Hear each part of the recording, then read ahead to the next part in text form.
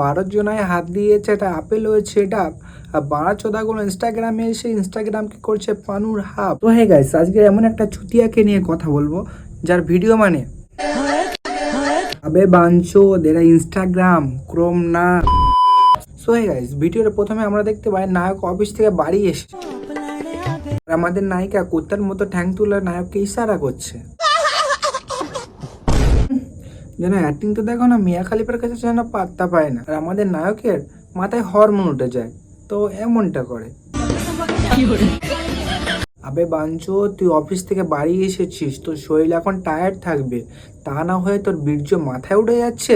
পানুচোদার মতো অ্যাক্টিং করছিস ঠিক আছে, কিন্তু স্টোরিটা তো রিয়েলিটির সঙ্গে ম্যাচ রাখ। আরে লেওরা, এটা কোন ধরনের ড্রেস, কোন অফিসের ড্রেস বাড়া? মুসলমানের বাল চাচ্ছিস নাকি? এরপরে আমরা দেখি আবাসচোদা নায়ক 2 টাকার নায়িকার কাছে যায়, বাকিটা তোমরা নিজেরাই দেখে না। আরে লেউরি, তোর যদি এইসব ভিডিও বানানোর এত ইচ্ছা থাকে না, তো ক্রমে গিয়ে বানা না, ইনস্টাগ্রামকে কেন নষ্ট করছিস? বানা, তোরা মডেল না, মডেল নামে কলঙ্ক। তোদের থেকে না সোনাগাছির পতিতারা অনেক ভালো, তারা তো অভাবে করছে, তোদের মতো সবই তো করছে না। मेहनत करते रहो, अल्लाह ताला सब देखता है।